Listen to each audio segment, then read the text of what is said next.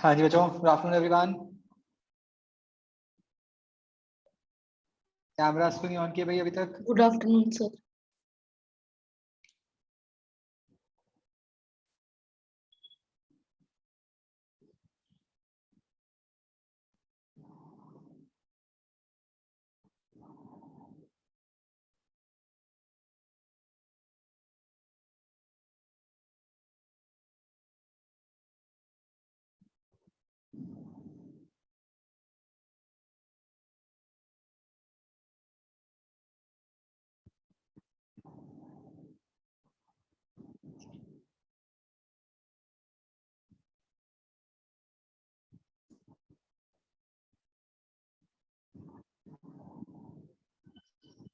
करो बच्चों फटाफट, बाकी लोग।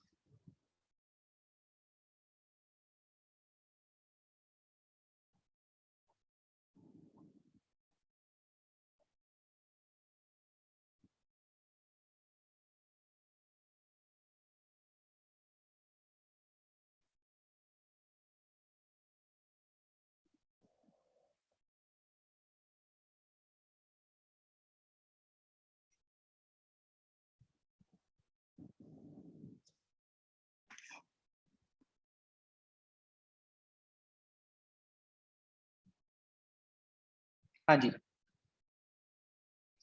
So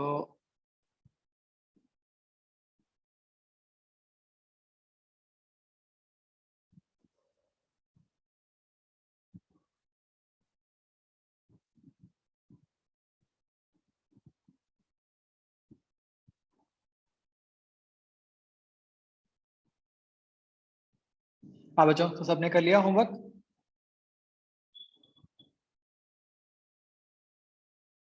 yes sir.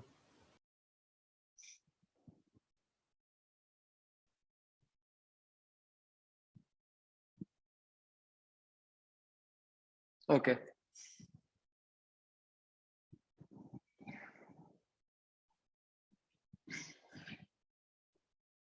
ये बताओ, एक्सरसाइज 0, ये जो 5th क्वेश्चन है, ए पार्ट, इसका आंसर क्या आएगा?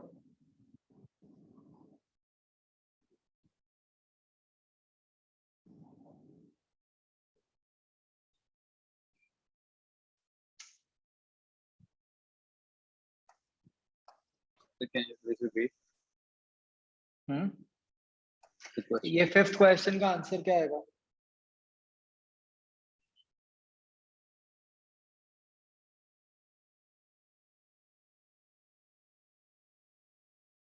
ये किसी ने डाउट पूछा नहीं मेरे से पिछली बार।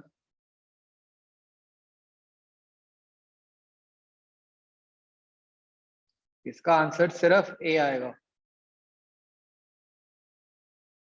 पीछे ए और सी दिया हुआ है, सोचो क्यों?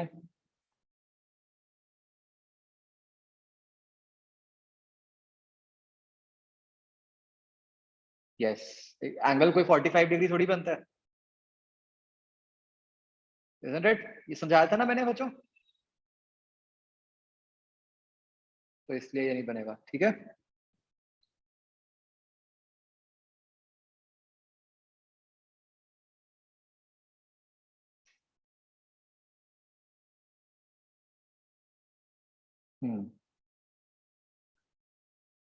ठीक है। हाँ जी बच्चों, exercise 0 B part, any doubt?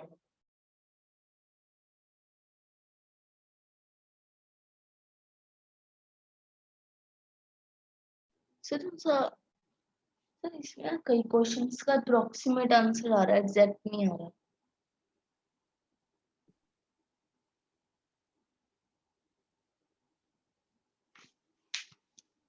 जैसे कि जैसे कि 7।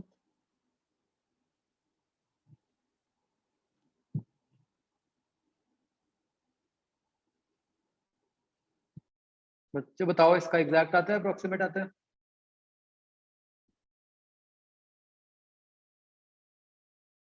अप्रोक्स आता है, ठीक है, कोई दिक्कत नहीं है। सर जो क्लोजेस्ट आंसर है, 8.14। जो क्लोजेस्ट आंसर है वो मार्क कर दोगे। हाँ बच्चों, सी पार्ट,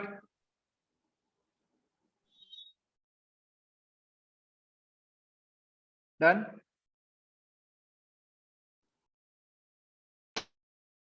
एक्सरसाइज 1 बी या सी पार्ट कोई doubt? Sir exercise 1 B part का 5th।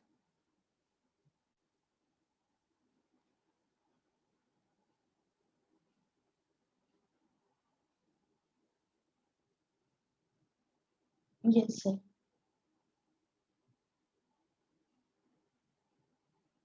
इसमें क्या सर, मुश्किल है? इसका आंसर 160/9 आ रहा है।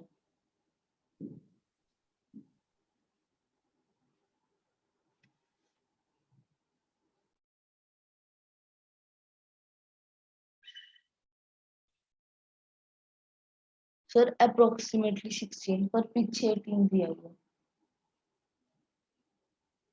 160/9 तो 18 के ही पास हुआ ना।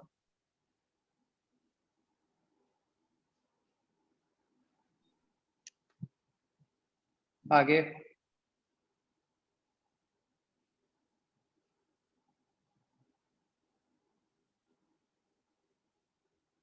सर सी का 6th।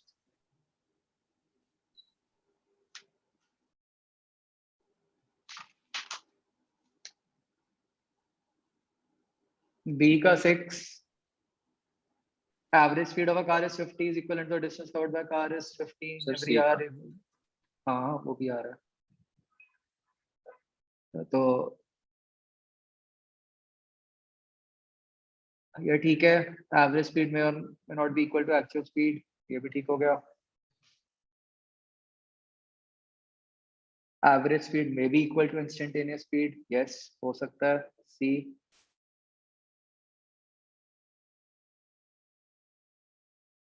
हाँ ए गलत है, ए तो गलत है। सर पीछे ये दिया हुआ था। Yes sir.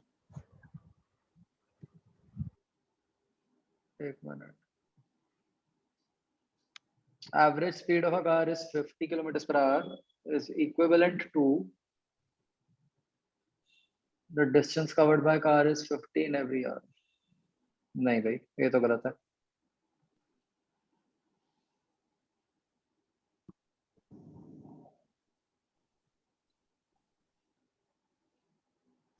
समझ गए ना? हम ये तो नहीं कह सकते कि कार ने हर घंटे में 50 ही कवर किया होगा।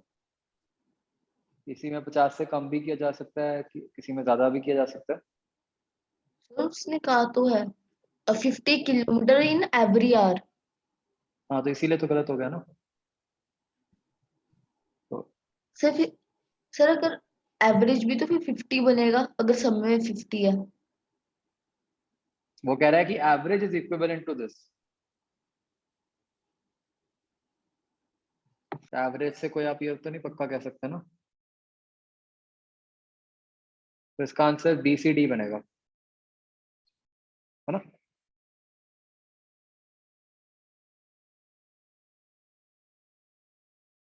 सी ए का मतलब समझो।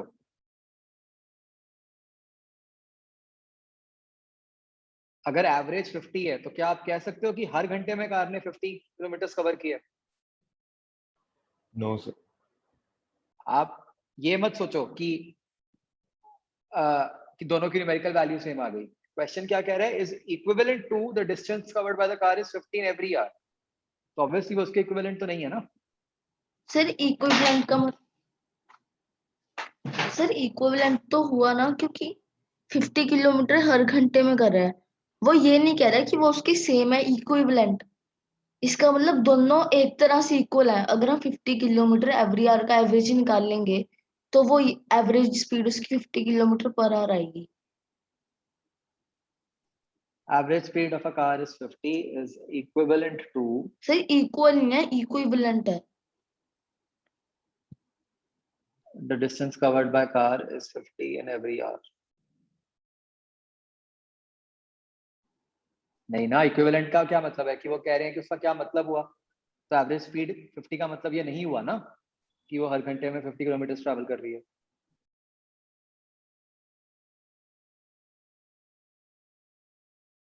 तो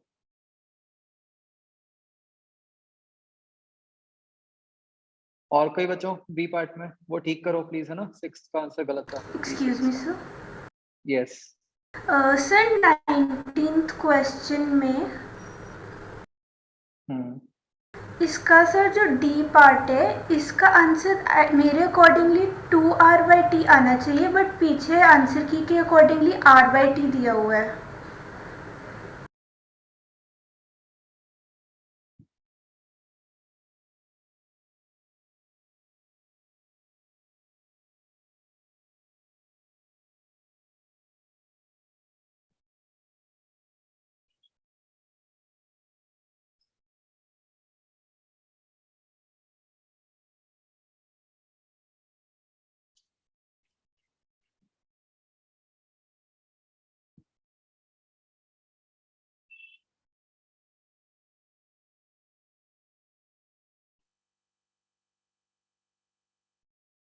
तो इन्होंने 19th क्वेश्चन में कहा है क्लोज पाथ, राइट? तो उसको वापस आना है, तो विच मीन्स कि उसने उस केस में 2r डिस्टेंस ट्रैवल किया होगा। तो यस 2r/t आना चाहिए। सही कह रहे हो बिल्कुल।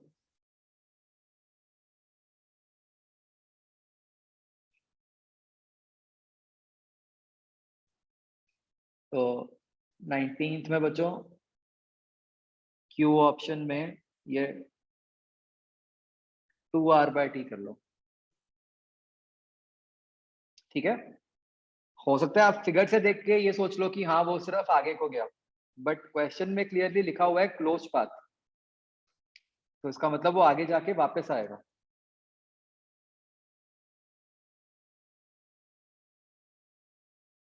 अच्छा भाई ऐसा है, अब मैं ना बार बार नहीं कहूंगा, अगले 5 मिनट में जिसका कैमरा ऑन नहीं है मैं उसको सीधा सीधा वेटिंग रूम में डाल दूंगा। This is the last time I am saying this. आपने मजाक बना लिया है सिचुएशन का। Then be prepared to miss the class.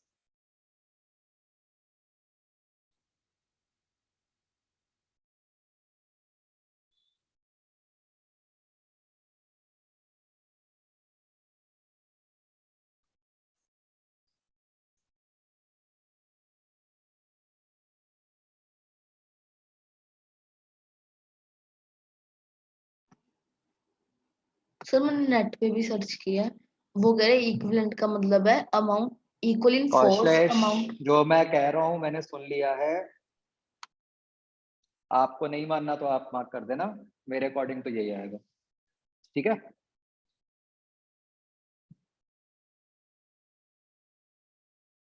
मान लिया करो मेरी बात।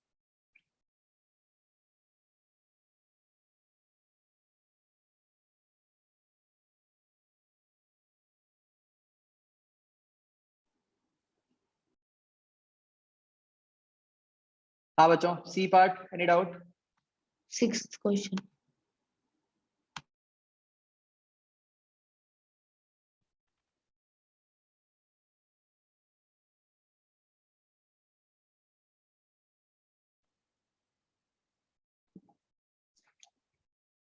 तो आपको इंटरवल्स दे दिए, उन पे x की वैल्यू बता दी, तो डिस्प्लेसमेंट कैसे निकलेगी? डेल्टा x करके, तो डेल्टा x निकाल के उसको 4 से डिवाइड कर दो, आंसर आ जाएगा।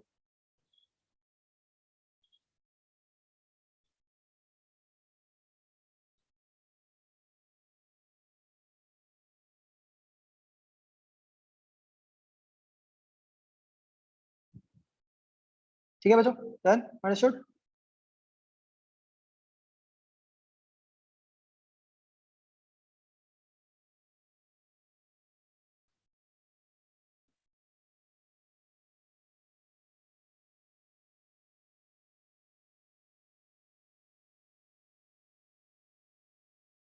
ओके, तो इसमें बच्चों ये एक लाइन ना नोट भी कर लो, ये मतलब काम की लाइन ही है कि for motion along x axis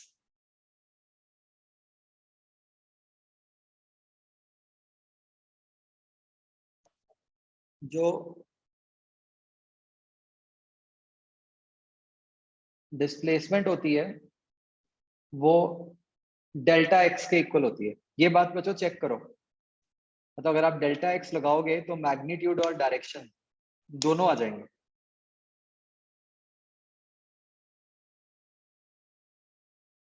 just check.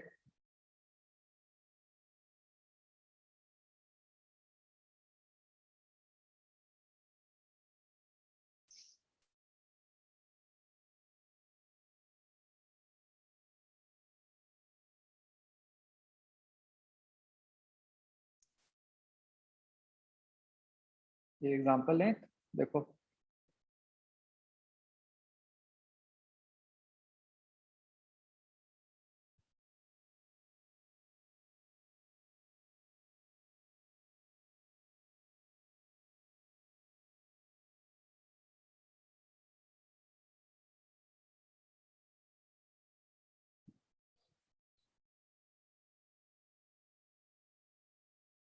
मान लो बॉडी ने ऐसे मूव किया, हाँ, तो वैसे फिगर के हिसाब से बताओ कि डिस्प्लेसमेंट क्या होगी।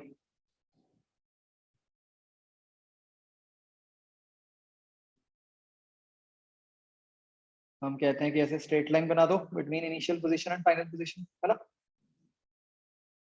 तो वो क्या बन गई, -2 बन गई। और अभी हमने जो रिजल्ट लिखा उससे देखो, फाइनल एक्स क्या था, -1 माइनस इनिशियल एक्स 1, तो उससे भी -2 आ गया। तो अगर कोऑर्डिनेट्स दिए हो फिर तो बहुत ही सही हो जाता है, फिर तो कुछ करना ही नहीं पड़ता, सीधा सीधा बस final coordinate minus initial coordinate कर दो, आंसर आ जाएगा। ठीक है जी।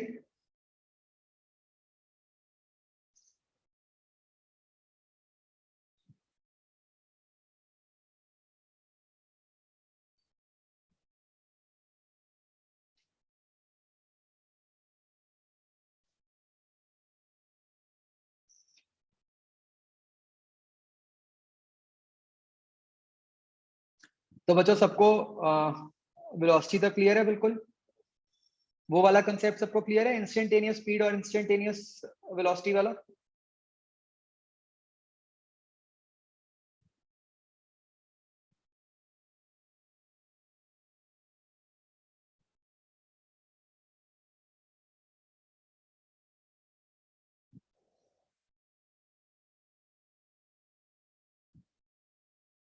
Okay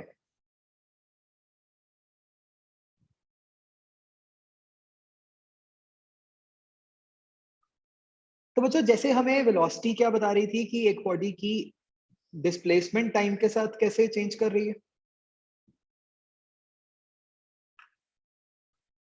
right.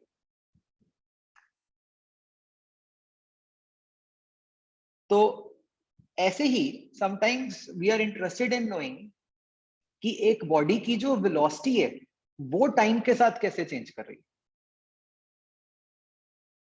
ठीक है, फिर से समझो कि वेलोसिटी ये बता रही थी कि टाइम के साथ डिस्प्लेसमेंट कैसे चेंज कर रही है।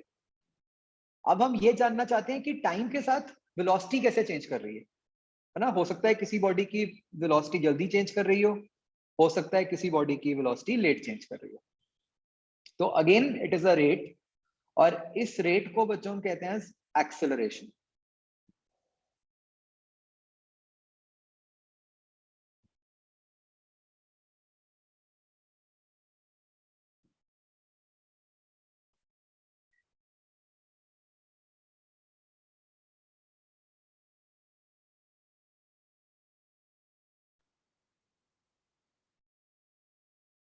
तो बच्चों acceleration is defined as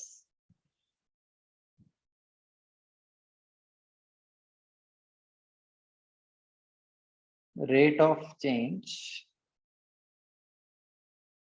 of velocity with time।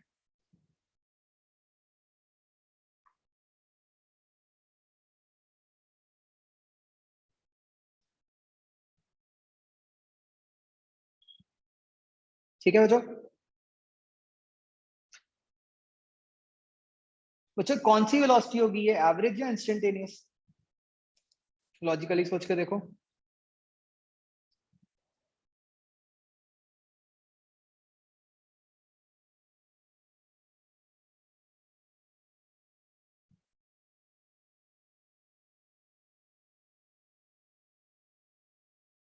Instantaneous, average थोड़ी चेंज होती है बार बार, है ना, इंस्टेंटेनियस ही चेंज होएगी।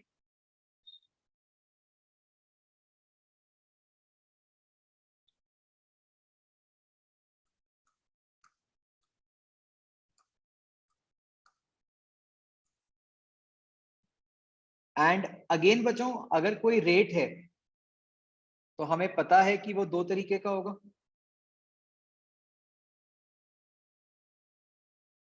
करेक्ट, एक एवरेज और एक इंस्टेंटेनियस। करेक्ट बच्चों?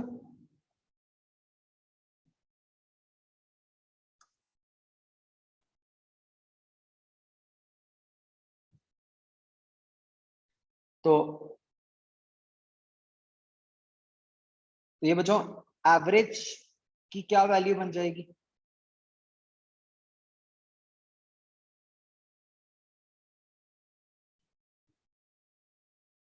कोई भी रेट कैसे बच्चों, आपको अभी तक थोड़ा आइडिया लगना शुरू हुआ होगा कि कोई भी रेट कैसे डिफाइन हो रहा है, डिवाइड करके, है ना। Yes, मतलब अगर sir. Rate with respect to time की बात करते हैं हम, तो हम टाइम से डिवाइड करते हैं,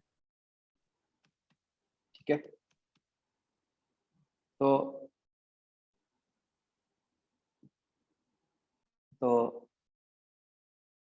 ये बन जाता है फाइनल वेलोसिटी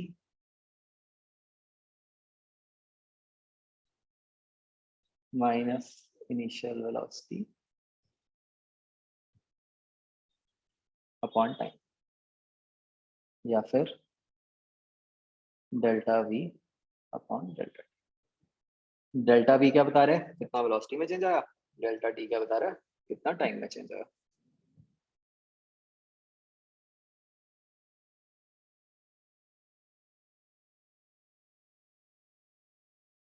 और जैसे बच्चों पहले बनाया था, बताओ ए इंस्टेंटेनियस क्या होगा?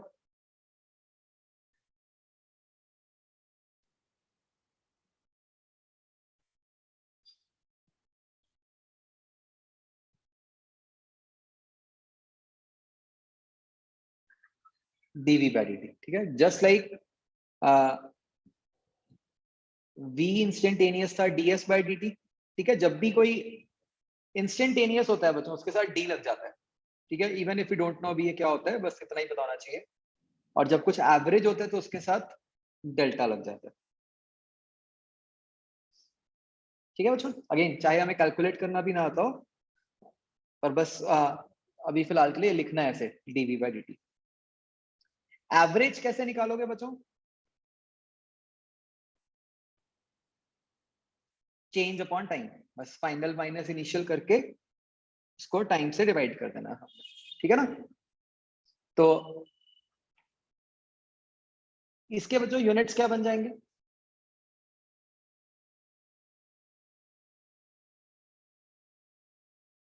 सी दिस इज मीटर पर सेकेंड स्क्वायर, ठीक है। What it means is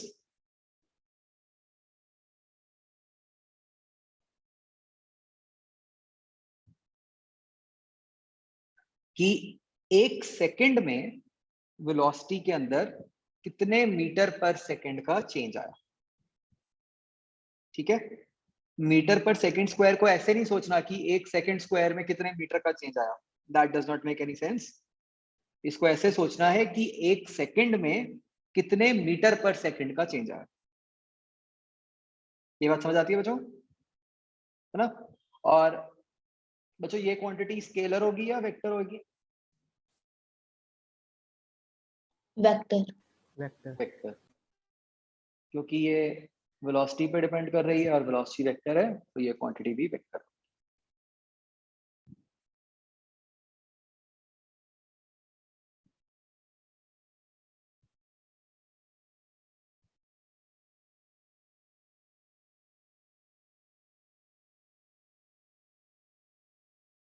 okay, एक एग्जांपल ट्राई करते हैं।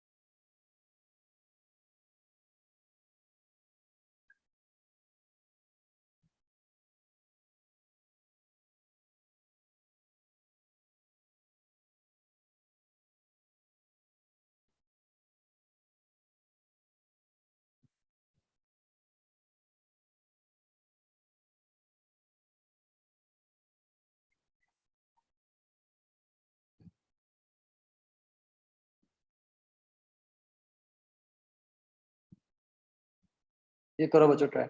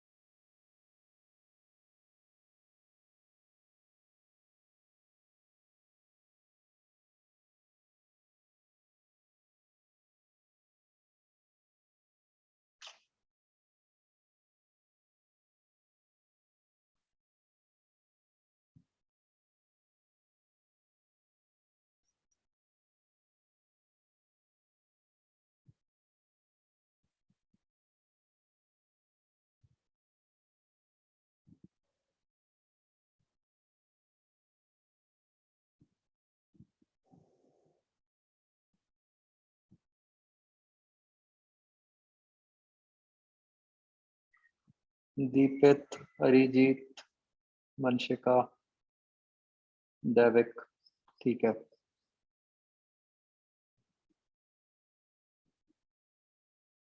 ईशा, ठीक है।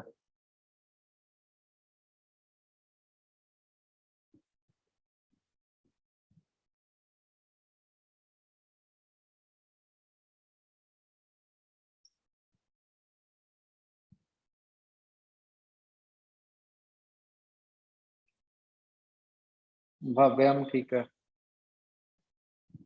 अनुभव, ठीक है।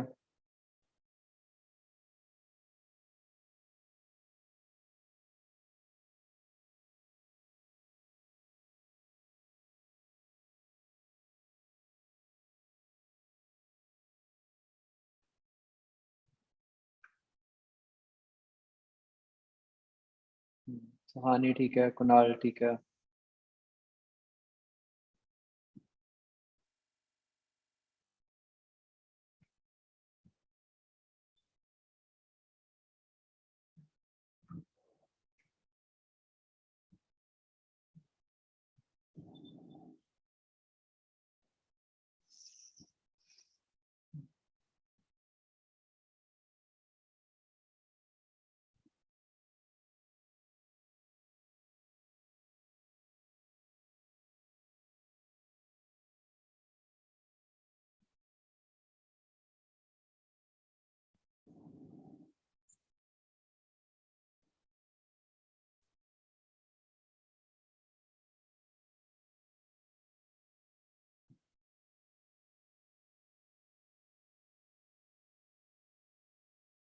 हैना, ठीक है।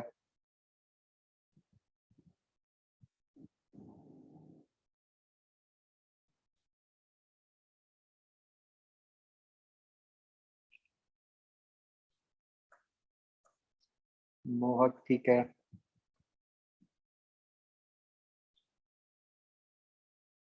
नहीं, गलत है मोहक।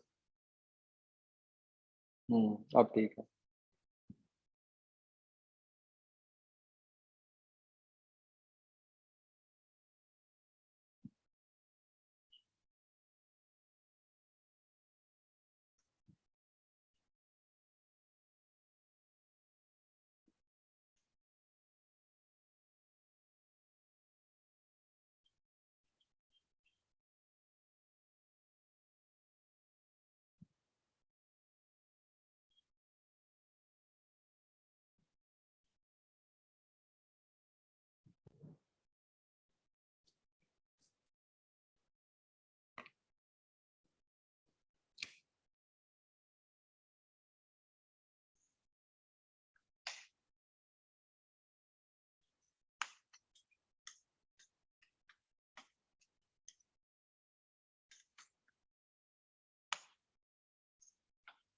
कर लिया आप सबने ट्राई? इसका आंसर आएगा बच्चों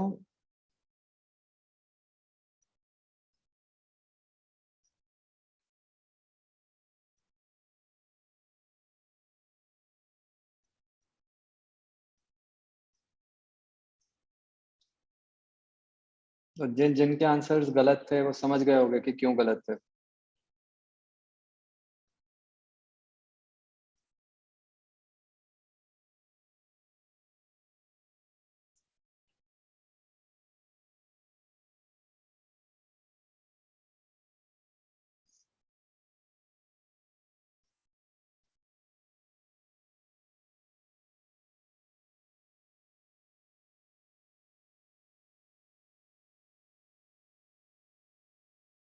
अच्छा, 100 में मुझे आपका पता नहीं चला था।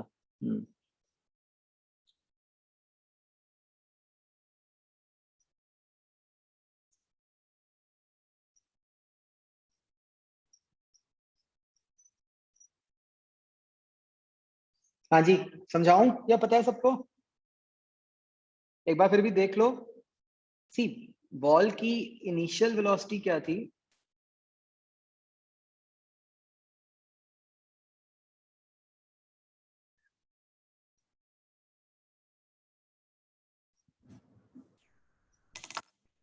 Like this.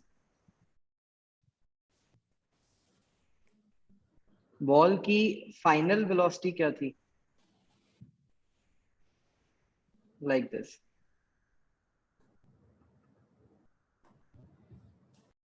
तो अगर आप देखो, ये क्वेश्चन बिल्कुल उस पे बेस्ड था जो हमने पिछली क्लास में लास्ट एग्जांपल किया था, है ना, जब हमने वेलोसिटीज लिखी थी, जब हम इंस्टेंटेनियस स्पीड और इंस्टेंटेनियस वेलोसिटी की बात कर रहे थे। तो अब जब आपको ए एवरेज निकालना है तो आप क्या करोगे? Final velocity minus initial velocity upon time.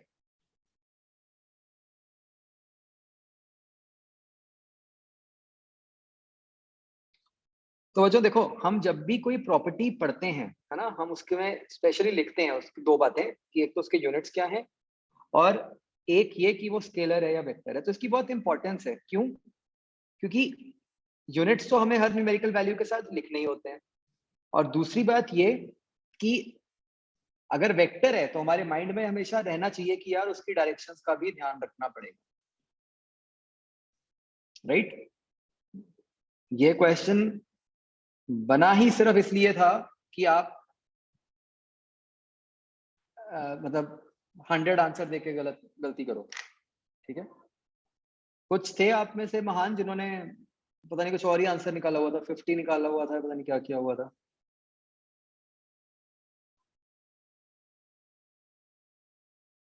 क्या गलती की थी भाई 50 वालों ने? सर हमें पॉइंट ऑफ कांटेक्ट पे नहीं पूछा था, तब तो एक टाइम पे 0 हो जाएगी। आपको क्या पूछा है? During contact,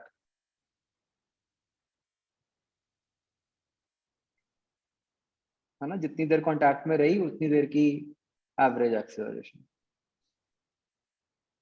okay sir.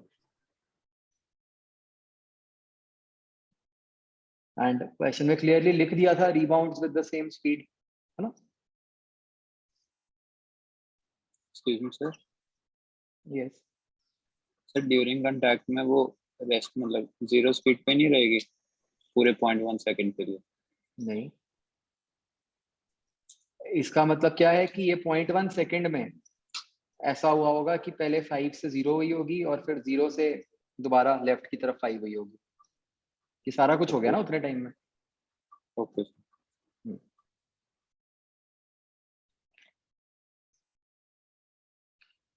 अच्छा, एक बच्चों मुझे बात बताओ कि जब हम कहते हैं कि एक्सेलरेशन इज अ वेक्टर, तो इसकी डायरेक्शन क्या होगी?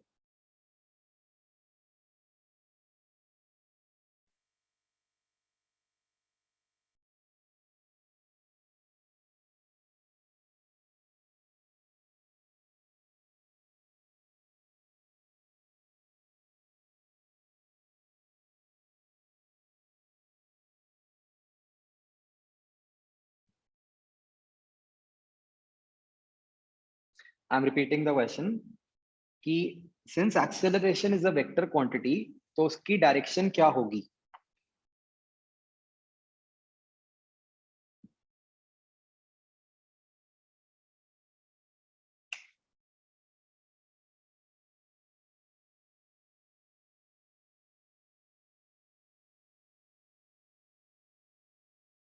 मतलब वो वेलोसिटी पे तो डिपेंड कर रही है, ये तो दिख रहा है हमें। कौन सी velocity? Initial velocity, final velocity?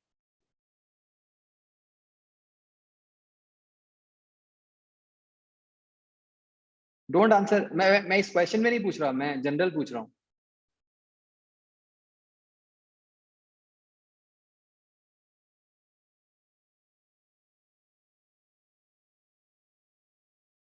बच्चों इसकी डायरेक्शन होती है, बहुत ही इंपॉर्टेंट है, इसकी डायरेक्शन होती है। आप में से काफी लोगों ने आंसर किया अलोंग फाइनल वेलोसिटी, नहीं, वो शायद आप थोड़ा इससे भी मिसलीड हो रहे हो, जो इसका आंसर आया है, जो अभी जो हमने एग्जांपल किया है। डायरेक्शन होती है जिस डायरेक्शन में वेलोसिटी चेंज हुई है।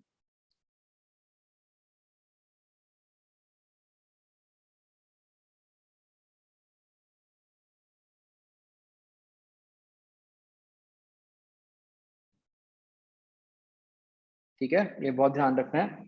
इसमें ऐसे नहीं कि पहले वाली वेलोसिटी या बाद वाली velocity, this is always that direction जिसमें वेलोसिटी का चेंज हुआ है। मतलब वो निकलेगा कैसे? वो वी मतलब वो फाइनल माइनस इनिशियल करके ही निकलेगा, there is no other way.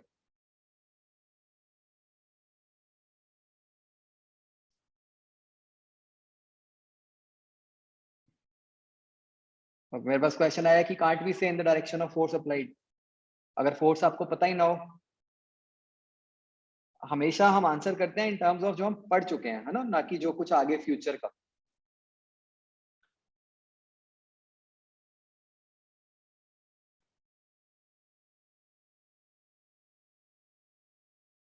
Difference between both? कौन से बोथ जैविक? किन दोनों में डिफरेंस पूछ रहे हो? सर की चेंज ऑफ वेलोसिटी और फाइनल वेलोसिटी वाली डायरेक्शन, उनमें क्या डिफरेंस है? मतलब कोई एग्जांपल?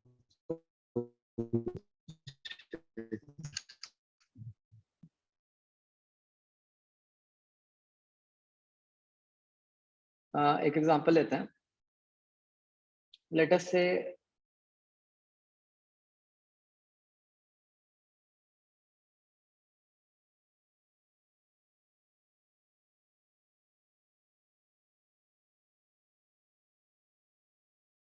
बच्चों ऐसा हो रहा है एक बॉल के साथ 4 सेकंड्स में। इस केस में निकालना एक्सेलरेशन।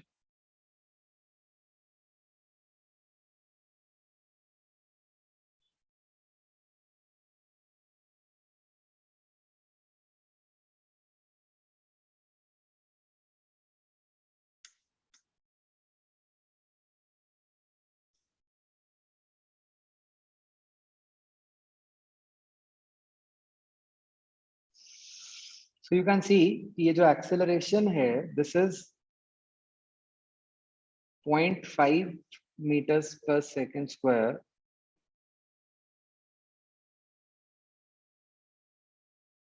towards left।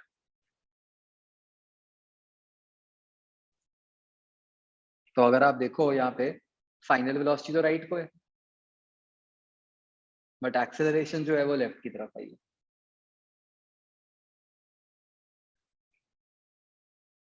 ना।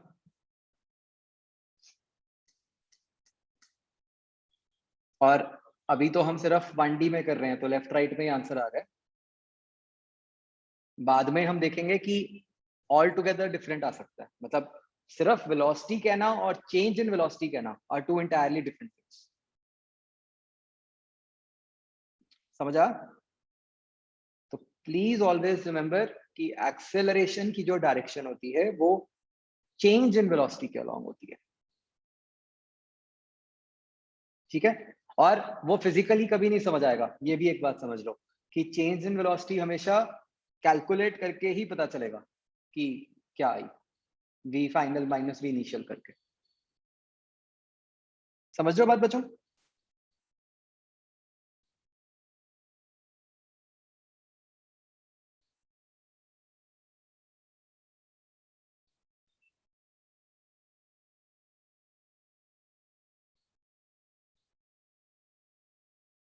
So this is a very important point.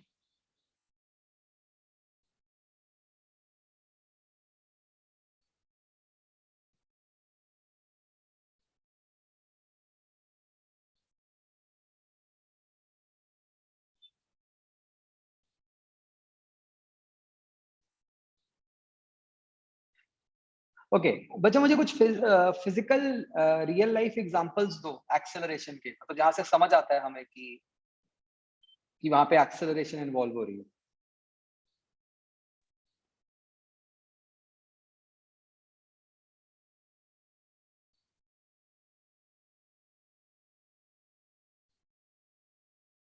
नहीं मतलब डोंट, ये वेग है, कार ऑन हाईवे, मतलब मुझे give me a specific example जहां पे आपको पता चल रहा है कि हाँ सर यहाँ पे एक्सेलरेशन हो रही है। सर फुटबॉल को अगर हम जमीन किक जोर के ना मारे, हल्की सी किक मारे, तो ऑपोजिट डायरेक्शन में एक्सेलरेशन है, मतलब कि रिटार्डेशन ड्यू टू फ्रिक्शन। नहीं मतलब कुछ बनी नहीं बात। आप में से काफी लोगों ने फ्री फॉल लिखा है, फ्री फॉल में किस तरीके से एक्सेलरेशन, मतलब हाउ डू यू नो कि फ्री फॉल में एक्सेलरेशन होती है? सर अगर हम बॉल को ऊपर गिरे तो फिर पहले हल्की, मतलब कि कम स्पीड से नीचे आती है, फिर एकदम से तेज स्पीड। अगर हम ज्यादा ऊपर गिरे तो कैच करते वक्त लगती है हाथ पे बॉल, इसका मतलब उसकी स्पीड ज्यादा है। अगर हम थोड़ी सी ऊपर गिरे तो हाथ पे कम लगती है, इसका मतलब तब उसकी वेलोसिटी कम है। या बिल्कुल बिल्कुल सिंपल तरीके से ऐसे सोच लें कि जब हम एक बॉल को ऊपर फेंकते हैं तो पहले उसकी वेलोसिटी ऊपर को है,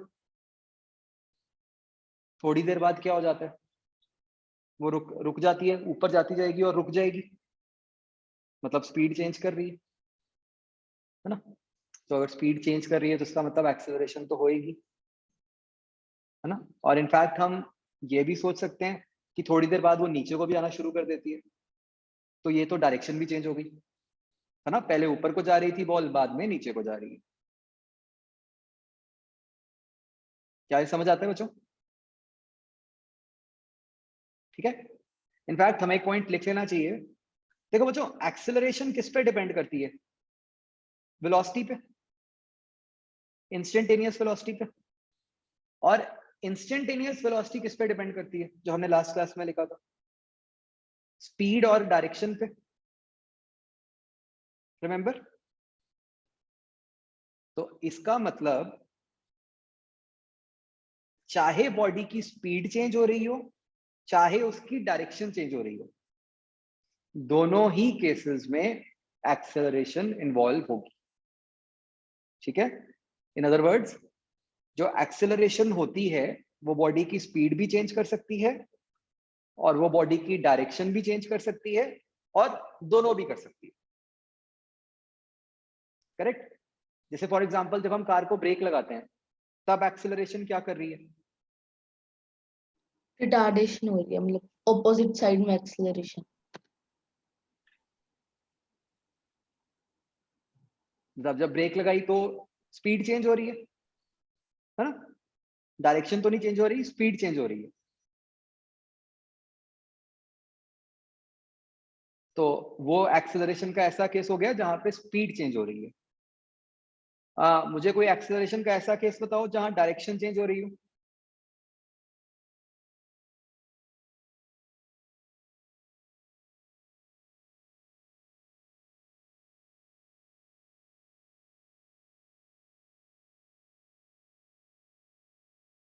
सर यही वाला ही, बॉल को ऊपर गिरते हैं, हाँ सिंपल, जो अपवर्ड्स भी हमने डायरेक्शन बॉल वाला एग्जांपल लिया, तो पहले बॉल की डायरेक्शन ऊपर को थी, बाद में नीचे को है, नीचे। तो यहाँ डायरेक्शन चेंज हो गई। Correct.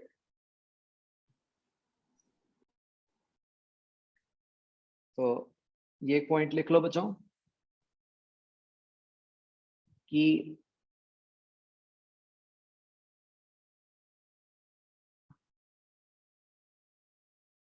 acceleration can produce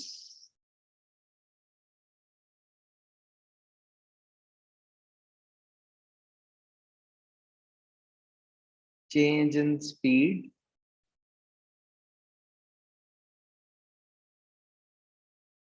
or change in direction or both.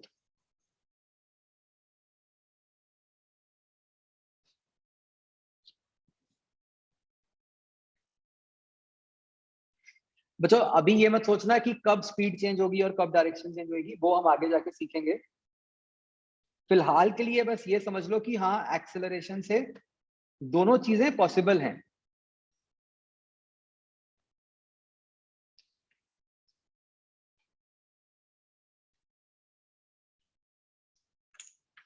ठीक है, समझ गए?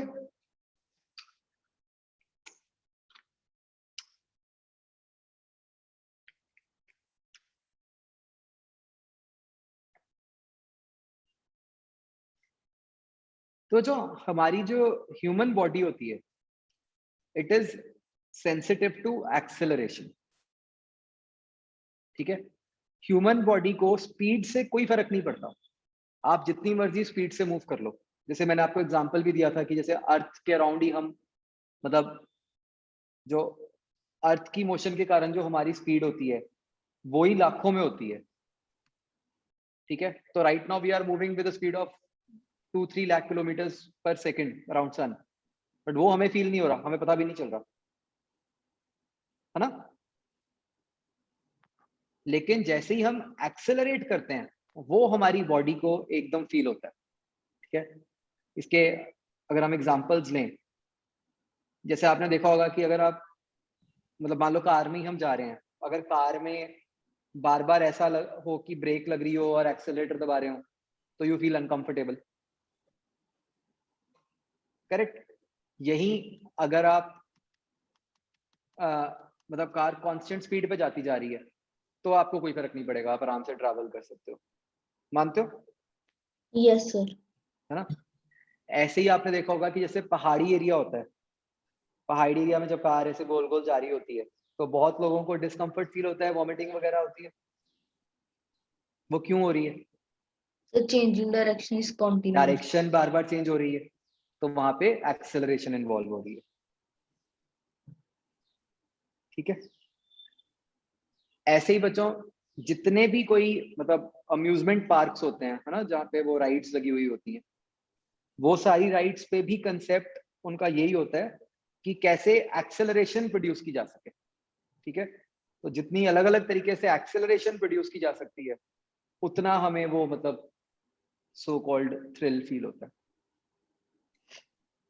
ठीक है, तो कि मतलब मान लो खुद को गोल घुमा दिया, जो राइड है वो पूरा ऐसे गोल चली गई या व्हाटएवर। ठीक है, या वो जो होते हैं रोलर कोस्टर कि आपको ऊपर चले गए फिर वहां से ऑलमोस्ट छोड़ दिया, तो इट इज मतलब close to free fall, right? तो वो मतलब सारे अलग अलग फॉर्म्स ऑफ एक्सेलरेशंस हैं। तो ऐसे ही जैसे एस्ट्रोनॉट्स जो होते हैं उनको बच्चों स्पेशल ट्रेनिंग मिलती है, मतलब हमारे को नॉर्मल ह्यूमन बॉडी बहुत थोड़ी सी एक्सेलरेशन को ही विथस्टैंड कर पाती है, मतलब मैक्सिमम जी तक, उससे ज्यादा हम विथस्टैंड ही नहीं कर पाते। तो एस्ट्रोनॉट्स को उससे ज्यादा चाहिए होती है, तो इसके लिए उन्हें पूरा ट्रेन किया जाता है कि वो मतलब 2G 3G इन एक्सेलरेशन तक को मतलब टॉलरेट कर सके। ठीक है, तो ऐसे ही बच्चों मतलब कार के लिए अगर हम देखें, जैसे कोई भी कार की एड आती है ना, उसमें वो लिखा होता है ना 0 to 100 in so many seconds, correct? देखे कि 0 to 100 kilometre per our in 8 seconds या 9 सेकेंड्स या व्हाटएवर। तो ऑब्वियसली उससे क्या पता चल रहा है कि जितना जल्दी वो 100 पे पहुंच जाएगी मतलब उतना उसकी एक्सेलरेशन ज्यादा है ना?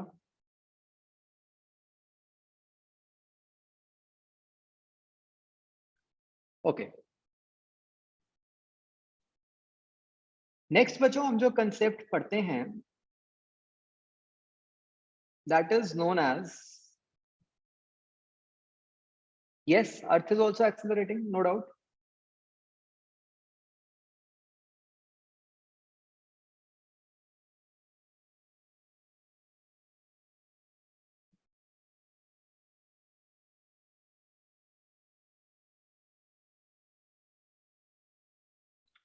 वो जो वैल्यू है वो बहुत छोटी है जो अर्थ की रोटेशन से एक्सेलरेशन आती है, इसलिए हमें उसका इतना फील नहीं होता।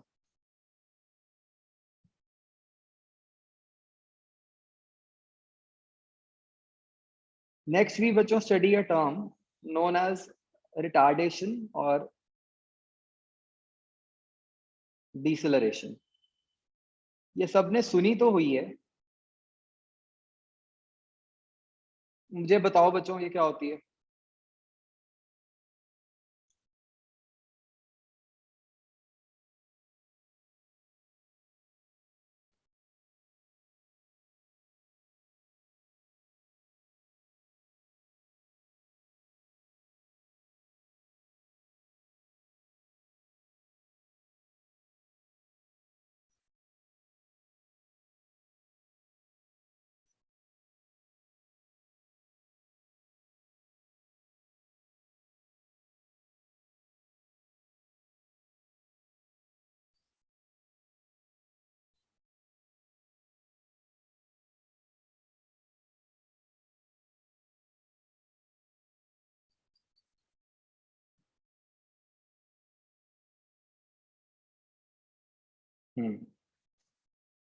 कुछ कुछ ठीक लिखा है, कोई कोई टर्म बच्चों गलत यूज हो गई। रिटार्ड वर्ड का मीनिंग क्या होता है बच्चों, ये बताओ।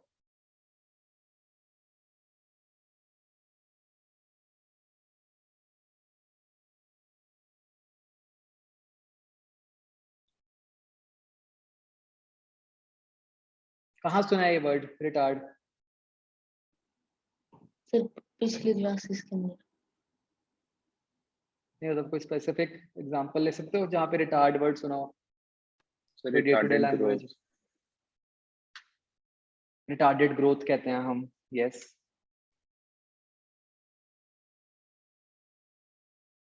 कई बार हम मेंटली रिटार्डेड कहते हैं, शायद कभी सुना हो। ठीक है, उसका बेसिकली क्या मीनिंग होता है? Retard means slow down.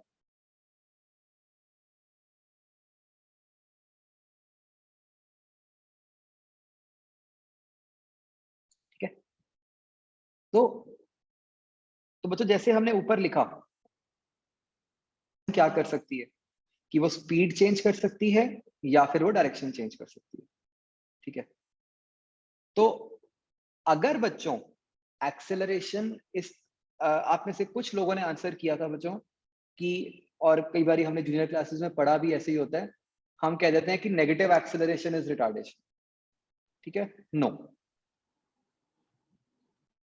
Retardation का क्या मीनिंग होता है, ध्यान से सुनना, कि अगर एक्सेलरेशन इस तरीके से लगे कि वो बॉडी की स्पीड को स्लो कर दे, ठीक है, तो हम उसको कहते हैं एज रिटार्डेशन।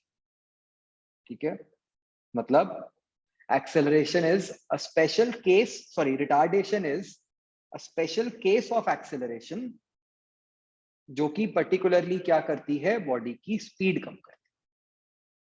ठीक है वो type of acceleration he, but वो एक पर्टिकुलर काम कर रही है जो कि क्या है, स्पीड कम करना। इसका एक बेस्ट एग्जांपल क्या होगा, ब्रेक्स।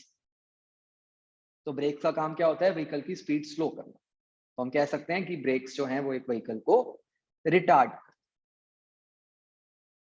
ठीक है बच्चों, समझ आया? तो सबसे पहले तो एक पॉइंट ये नोट कर लो ताकि कभी गलती ना हो, ये लिख लो कि एक्सेलरेट की retardation is not negative acceleration always. ऐसा बच्चों कई बार जूनियर क्लासेस में बोल दिया जाता है कि हम एक्सेलरेशन नेगेटिव देखते हैं तो हम बोल देते हैं कि रिटार्डेशन, बट ऐसा नहीं है। ठीक है, अभी हमें क्या समझ आया कि क्या है retardation? It is a special case of acceleration which slows the speed of a body. तो ये लिख लो।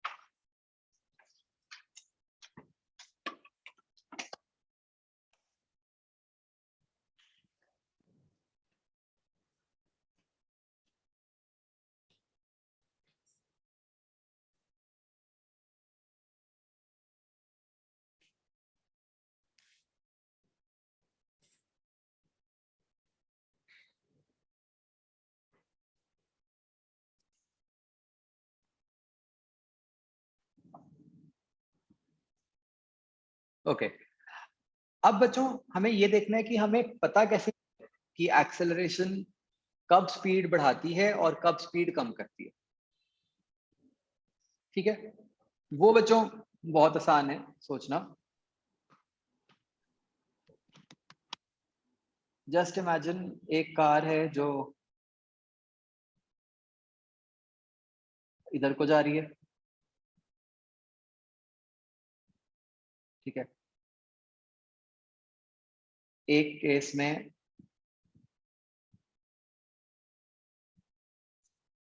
एक कार ऐसे पीछे को जा रही है,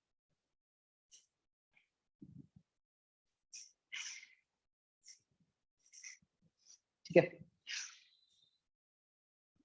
बच्चों दोनों ही केसेस में, ऑल्दो हमने अभी फोर्स पढ़ा नहीं हुआ है, बट इतना हमें पता है फोर्स के बारे में कि फोर्स होता क्या है, एक धक्का ही होता है।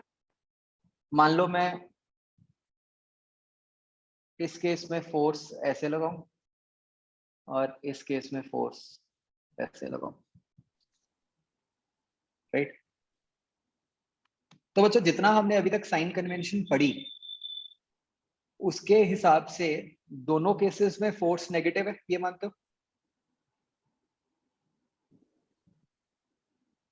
ठीक है,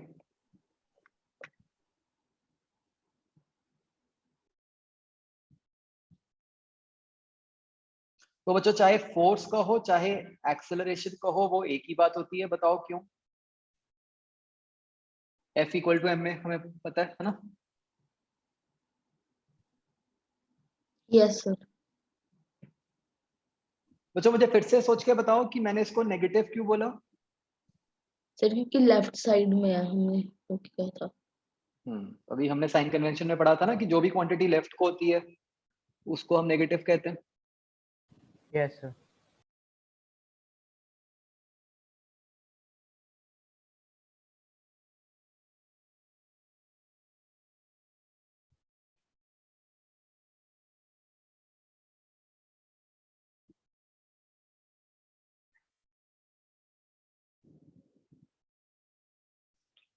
ओके, किस केस में बच्चों बॉडी स्लो हो रही होगी? ए केस में। Case 1.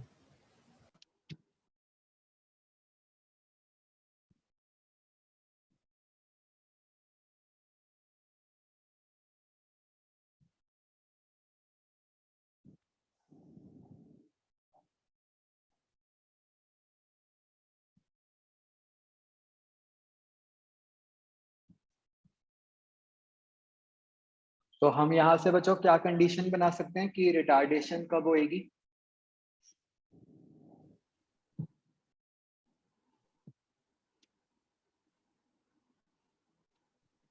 When direction of force is opposite to the direction of velocity. Yes, तो हम ये लिख सकते हैं कि रिटार्डेशन कब होती है?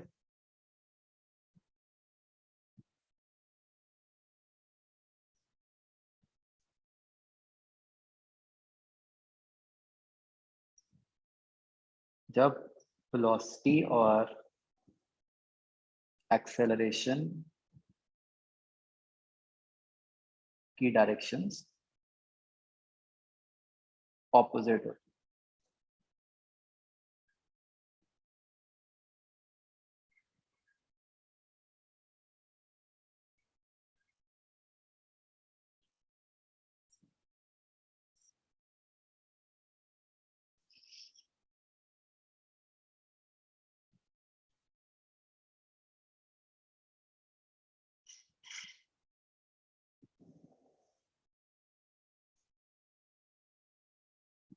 आई बच्चों बात समझ?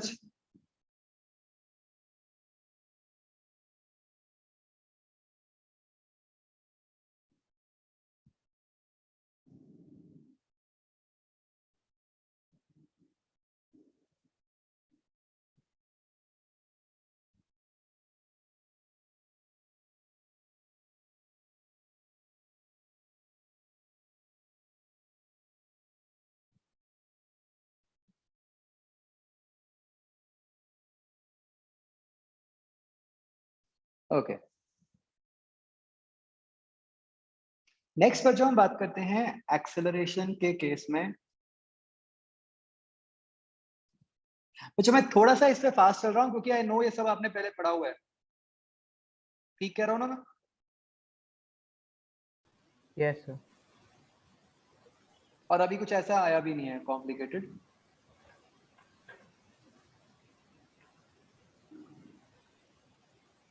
नेक्स्ट बच्चों हम बात करते हैं equations of motion.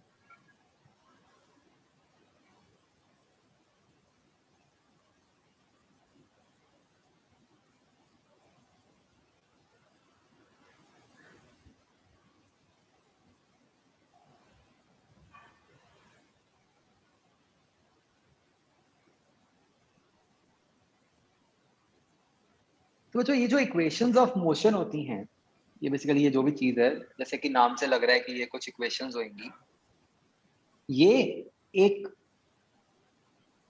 Special case होता है।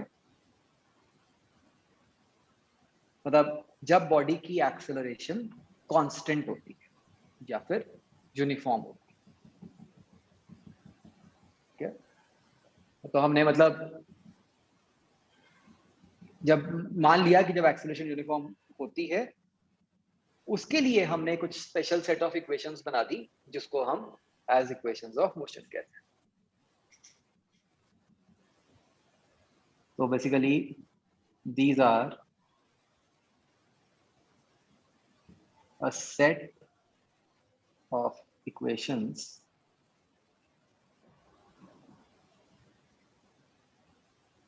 which can be applied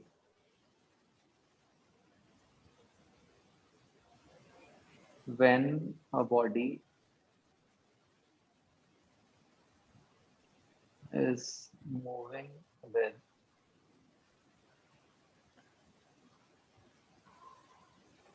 uniform or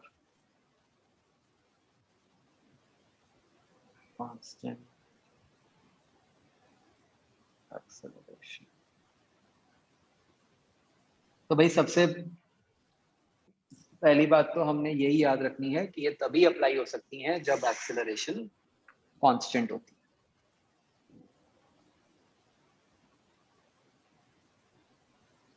ठीक है जी। दूसरी बात बच्चों, now how do we apply them?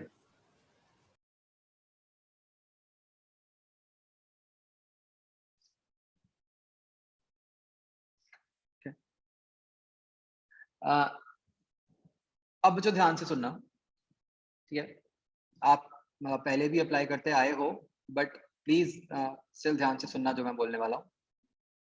हम बच्चों क्या करते हैं, हम एक कोई भी जैसे बॉडी मूव कर रही है, हम कहते हैं कि हम उस बॉडी को ऑब्जर्व करते हैं बिटवीन एनी 2 पॉइंट्स। ठीक है, मतलब आप ऐसे सोच लो कि आपने बॉडी को एक बार पहले देखा और फिर आपने बॉडी को एक बार बाद में देखा। मतलब एग्जांपल कि भाई हम आईक्वेस्ट में आए हुए हैं, हम आईक्वेस्ट से देख रहे हैं कि एक कार फ्लाईओवर के ऊपर चढ़ी और फिर थोड़ी देर बाद हमने देखा कि वही कार फ्लाईओवर से नीचे उतर गई। समझ आया बच्चों? मतलब जब भी इक्वेशंस ऑफ मोशन हम अप्लाई करते हैं बच्चों, हम वहां पर एक बॉडी को दो जगह ऑब्जर्व करते हैं। ठीक है, या ऐसे कह दो कि हमने उसकी फोटो खींच ली, एक बार पहले और एक बार बाद में। ठीक है, तो ये जो दो फोटोज हैं इनको हम कहते हैं एज ऑब्जर्वेशंस। ठीक है, जो पहले फोटो खींची थी उसको हम कहते हैं एज इनिशियल ऑब्जर्वेशन, जो बाद में फोटो खींची उसको हम कहते हैं एज फाइनल ऑब्जर्वेशन। ठीक है, तो पहले ये पॉइंट लिखते हैं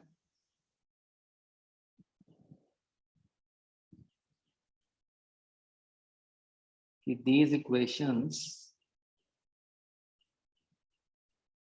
are applied between any two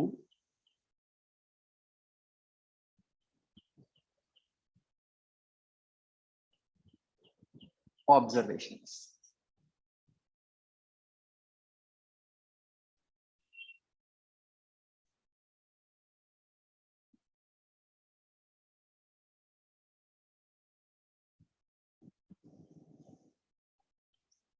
ठीक है, तो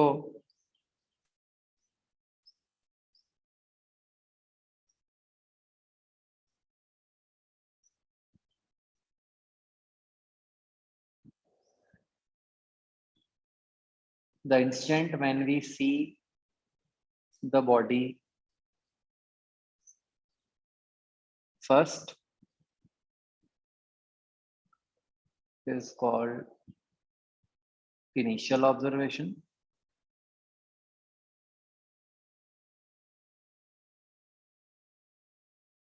And when we see it later, it is called final observation.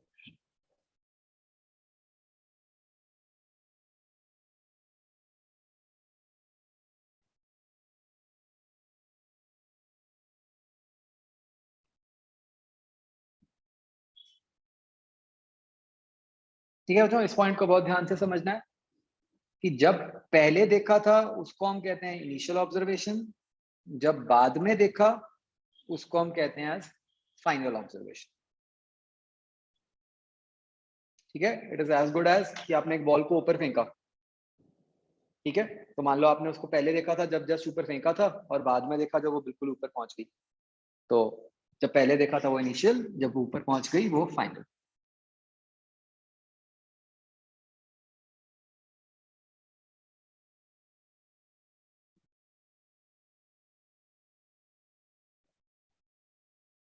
तो इसके हिसाब से बच्चों हम कुछ टर्म्स को नोट करते हैं और उनको हमने कुछ नाम दिए हुए हैं। जैसे बताओ, यू क्या होता है? Initial velocity.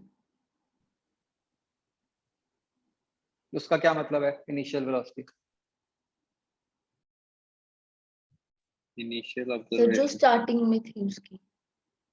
किसकी स्टार्टिंग में? स्टार्टिंग में तो हर बॉडी की वेलोसिटी 0 होती है।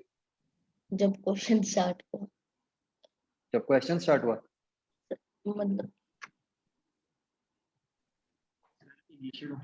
कहाँ से जब हमने बॉडी को देखा तब क्या थी उसकी Yes. वेलोसिटी? इनिशियल वेलोसिटी का मतलब सिर्फ ये है कि जब भी आपने बॉडी को पहले देखा, जब आपने उसकी पहली फोटो खींची, तब उसकी क्या वेलोसिटी। समझ रहे हो बच्चों? इसमें फर्क भी हो सकता है। एक बात समझो आप, कि हो सकता है मैंने फोटो तब खींची हो जब बॉडी ने पुल पे चढ़ना शुरू किया। हो सकता है किसी और ने फोटो तब खींची हो जब बॉडी आधा पुल क्रॉस कर चुकी है। तो मेरे लिए इनिशियल ऑब्जर्वेशन अलग है, दूसरे बंदे के लिए इनिशियल ऑब्जर्वेशन अलग है। उसमें कोई गलती नहीं है, कोई दिक्कत नहीं है। ठीक है, तो यू का मतलब सिर्फ ये है कि जब भी आपने पहले देखा तब उसकी क्या वेलोसिटी। Clear to you? तो लिखो कि u इज, अच्छा बच्चों कौन सी वेलोसिटी होती है, एवरेज या इंस्टेंटेनियस? इंस्टेंटेनियस। इंस्टेंटेनियस ऑब्वियसली है ना, क्योंकि एक इंस्टेंट की वेलोसिटी है ये। तो कि जब, अगेन देखो, जब आपने देखा तब क्या वेलोसिटी थी। ऐसी वेलोसिटी हमेशा क्या होती है, इंस्टेंटेनियस ही होती है ना। तो लिखो u is velocity at initial observation. ठीक है बच्चों, हम जूनियर क्लासेस में ना इसको ऐसे ही बोल देते हैं इनिशियल वेलोसिटी। वो कभी नहीं बोलना, आपने हमेशा ऐसे ही बोलना है कि u is velocity at initial observation, क्योंकि इनिशियल वेलोसिटी इज मिसलीडिंग। ठीक है, ऐसे ही v को क्या बोलेंगे हम, velocity at final observation. Final observation. Again हम पहले ये बोल देते थे फाइनल वेलोसिटी। फाइनल में तो फिर वही बात है कि फाइनली तो हर बॉडी जाके कहीं ना कहीं रुकेगी, तो फिर अगेन वो मिसलीडिंग है। फाइनल वेलोसिटी का मतलब है जब भी आपने दोबारा देखा था तब क्या वेलोसिटी।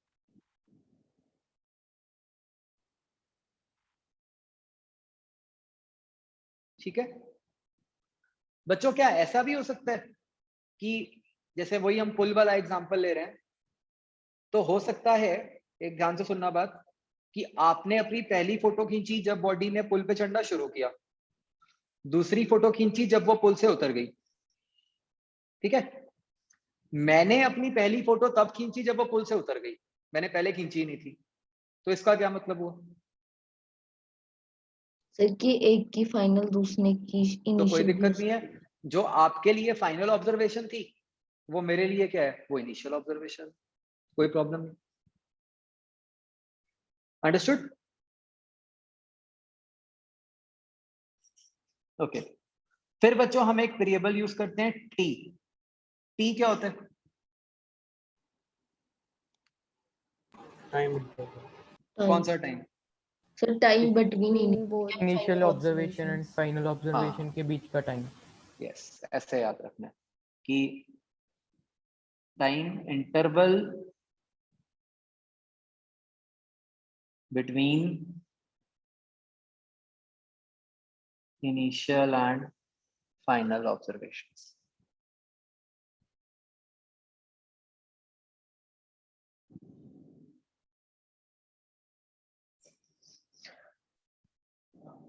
ठीक है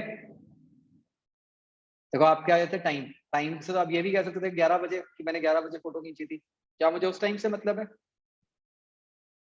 नहीं, मुझे कौन से टाइम से मतलब है कि जो पहले फोटो खींची थी और जो दोबारा फोटो खींची थी उन दोनों के बीच में कितना टाइम निकला। समझ रहे हो ना? Hence the word time interval. Clear बच्चों?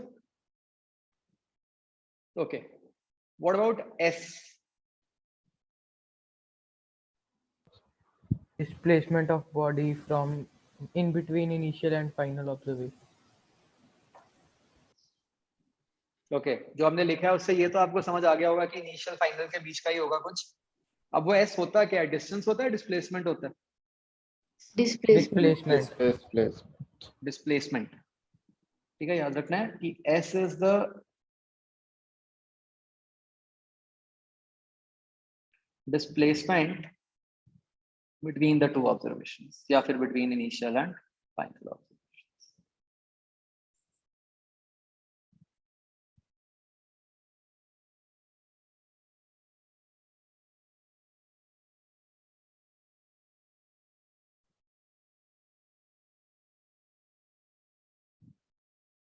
समझ आया बच्चों? तो विद दीज डेफिनेशंस जो हमारे पास इक्वेशंस आती हैं वो आती हैं बच्चों, अभी राइट नाउ मैं उनको डायरेक्टली लिख रहा हूँ।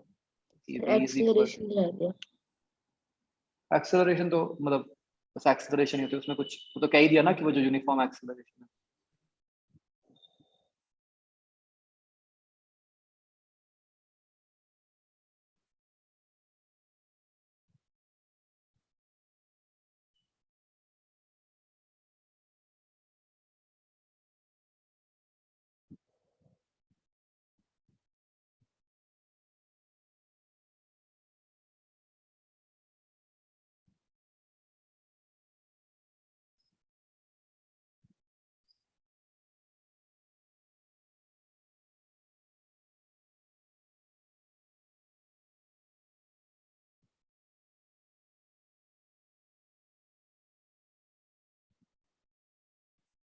There is nothing like fourth equation, वो इसी के हम स्पेशल केसेस बना के लिख लेते हैं, बट एज सच जो इक्वेशंस होती हैं वो तीन ही होती हैं बच्चों।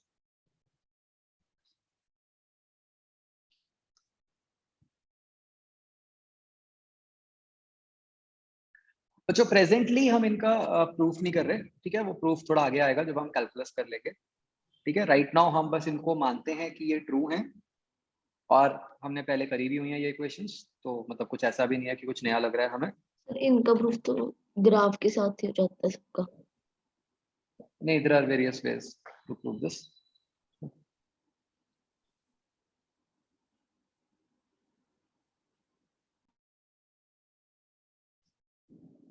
ठीक है तो let's assume for the timing कि हाँ ये इक्वेशंस होती हैं। अब इन इक्वेशंस में ये सारी क्वांटिटीज क्या हैं वो तो हमें समझ आई गई।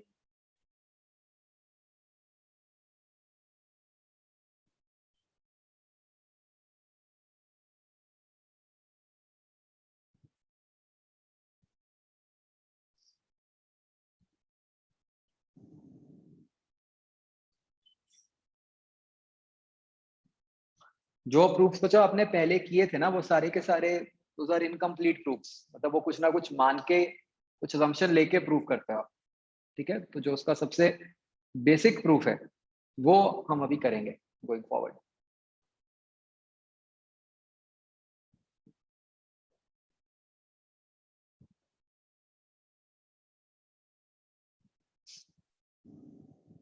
तो अभी हमें बच्चों बस इस पे एग्जांपल्स करने हैं, ठीक है, इन इक्वेशंस को अच्छे से अप्लाई करना सीखना है।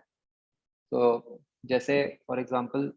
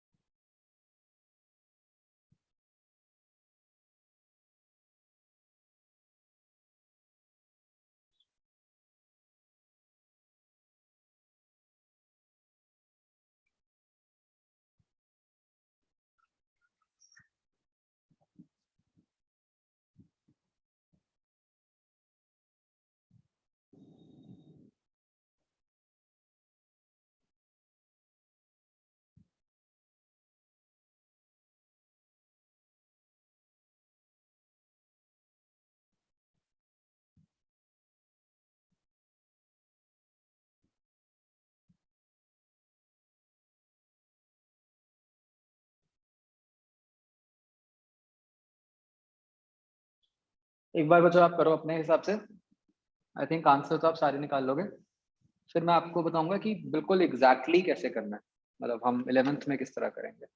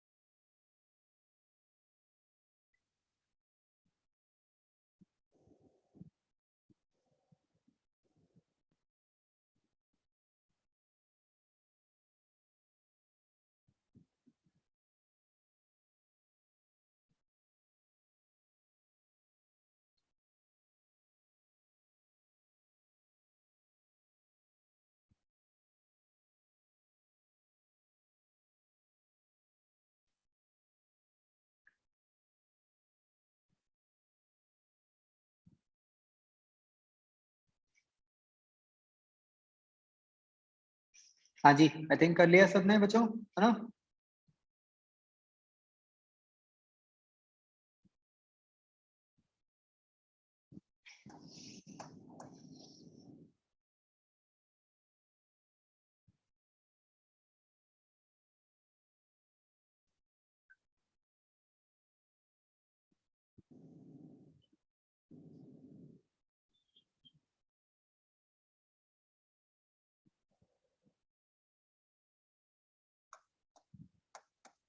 राइट, मुझे एक बार देखो ध्यान से, है ना, कैसे, मतलब what is the approach which we follow.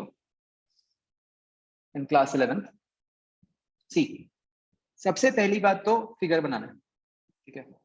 तो आप फिगर कैसे बनाओगे कि हाँ भाई कोई भी एक बॉडी है, उसने मूव करना शुरू किया एंड लेट्स से उसने ऐसे जाना शुरू कर दिया, ठीक है। तो जो बिल्कुल ध्यान से देखना हम फिगर कैसे बनाते हैं। Everyone please see the screen. जो किसी भी अच्छे क्वेश्चन का फर्स्ट पार्ट होता है to transfer all information of the question to a figure, ठीक है। तो हम सारी इंफॉर्मेशन को फिगर में शिफ्ट कर देंगे। कैसे कि भाई t इक्वल टू 0 पे उसने 0 से चलना शुरू किया,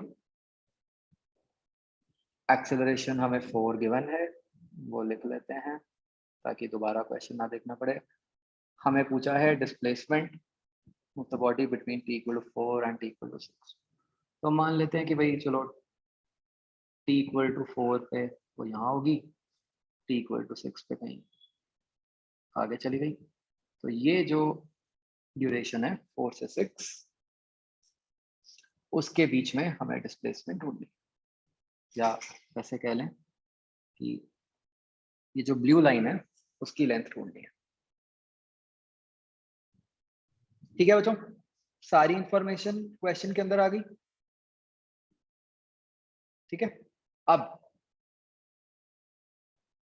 हम बच्चों क्या करते हैं, जो भी कोई मोशन से रिलेटेड इंपॉर्टेंट या रेलेवेंट पॉइंट्स होते हैं, ठीक है, उनको हम कुछ ना कुछ मार्क कर देते हैं। जैसे फॉर एग्जांपल यहाँ पे जहां से स्टार्ट किया उसको A बोल देते हैं, t इक्वल टू 4 वाले को B बोल देते हैं, t इक्वल टू 6 वाले को C बोल देते हैं, ठीक है। अब बच्चों हम ये आइडेंटिफाई करते हैं कि हमें किन दो पॉइंट्स के बीच में इक्वेशन ऑफ मोशन अप्लाई करनी है। उससे भी पहले तो आप यही चेक करोगे कि क्या आप इक्वेशन ऑफ मोशन अप्लाई भी कर सकते हो कि नहीं। वो कैसे चेक होगा कि A कांस्टेंट है भी कि नहीं, ठीक है। जब वो कंफर्म हो गया तब आप इक्वेशन ऑफ मोशन अप्लाई करने पे आते हो, ठीक है। अब जब ये डिसाइड हो गया कि हाँ जी आप इक्वेशन ऑफ मोशन अप्लाई कर सकते हो, फिर अगली बात ये उठती है कि भाई वो इक्वेशन ऑफ मोशन आप कौन से दो पॉइंट्स के बीच में अप्लाई करना चाहते हो, ठीक है ना। हमारी कंडीशन ही है, देखो जो मैंने जिस तरह आपको लिखवाया है मैं बिल्कुल उसी सीक्वेंस में ही क्वेश्चन सॉल्व कर रहा हूँ कि भाई पहले तो यही चेक करो कि एक्सेलरेशन कांस्टेंट है कि नहीं। अब दूसरा भाई दो पॉइंट्स के बीच में लगानी है तो वो दो पॉइंट्स आइडेंटिफाई करो। अब कौन से दो पॉइंट्स के बीच में लगाए बच्चों हम,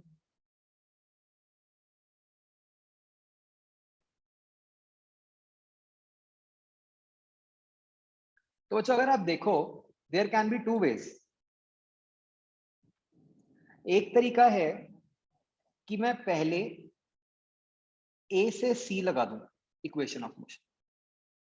ये बच्चों जो स्टेप है ना, ये सबसे इंपॉर्टेंट स्टेप है जो आप कह लो कि अब आप नया सीख रहे हो कंपेयर टू क्लास 9, कि you have to write down explicitly कि आप कौन से दो पॉइंट्स के बीच में इक्वेशन ऑफ मोशन लगा रहे हो, ठीक है। जैसे मान लो मैंने लिख दिया कि मैं A से C लगा रहा हूं, ठीक है। तो इसका मतलब ऑब्वियसली हो गया कि मेरी इनिशियल ऑब्जर्वेशन A है और मेरी फाइनल ऑब्जर्वेशन C। तो इसके हिसाब से मेरे पास अब क्या क्या इंफॉर्मेशन है, क्या मेरे पास U है, यस, इनिशियल A पे वेलोसिटी वो तो 0 है। मेरे पास A है कि 4 आ गया वो। क्या मेरे पास T है A से C तक का, यस 6 है। एक्चुअली क्या फायदा हो जाता है कि जब हम लिख लेते हैं ना तो पता रहता है बिल्कुल कि कहाँ से कहाँ कौन सी वेलोसिटी देखनी है, कहाँ से कहाँ का टाइम देखना है, कौन सी डिस्प्लेसमेंट देखनी है एंड सो। क्या बच्चों मेरे पास फाइनल वेलोसिटी है, नहीं है ना, मुझे चाहिए भी नहीं है और है भी नहीं। और व्हाट अबाउट डिस्प्लेसमेंट, A से C जो डिस्प्लेसमेंट है दैट इज बेसिकली AC। ये अब मैं निकाल सकता हूँ using ut plus half at square। u, a और t तो है ही मेरे पास, इसमें आप वैल्यूज पुट करो, you will get 72 meters, correct. Similarly अब आप इक्वेशन अप्लाई कर सकते हो फ्रॉम a टू b। अब उसके लिए क्या क्या आपके पास, u0 वही a4, अब बस t आपके पास 4 आ गया, करेक्ट। तो अगेन अब जो डिस्प्लेसमेंट है दैट इज ए बी, और वो आप निकालोगे तो 32 मीटर्स आ जाएगी, करेक्ट। तो जो आपका रिक्वायर्ड डिस्टेंस था BC वो बन गया AC minus AB which is 40 meters, correct. अब अगर हम चाहते, हम एक और तरीके से भी कर सकते थे बच्चों कि हम B से C इक्वेशन लगा दें।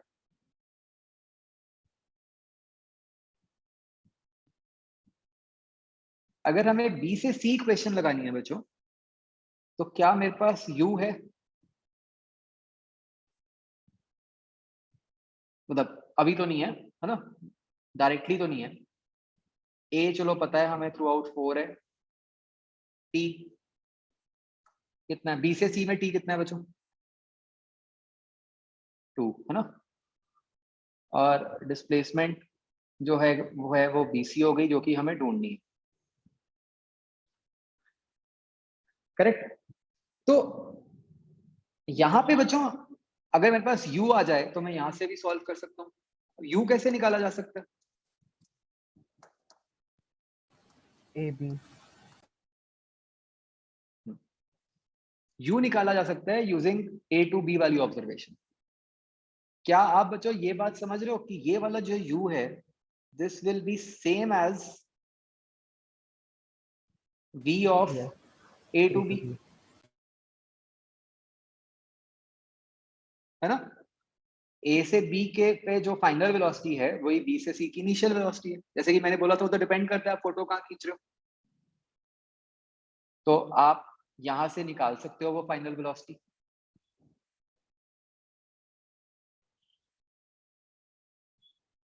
करेक्ट, क्या आती है वो देखो,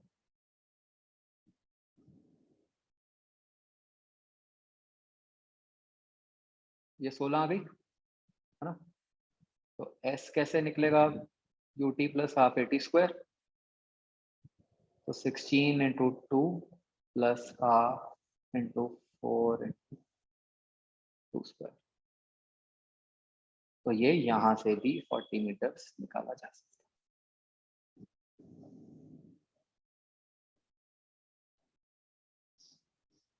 आ गया समझ बच्चों,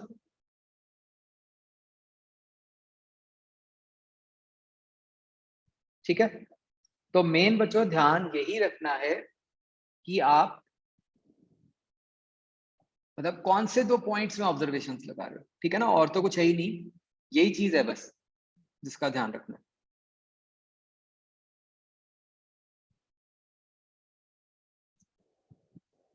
ओके, तो अब बच्चों जो आपका होमवर्क है, आपने एक्सरसाइज 01 में से D और E पार्ट्स करना, ठीक है जी। ये सारे ये इक्वेशंस ऑफ मोशन पे ही बेस्ड हैं, इनको ध्यान से ट्राई करना। चलो ठीक है बच्चों, okay bye. Thank you sir.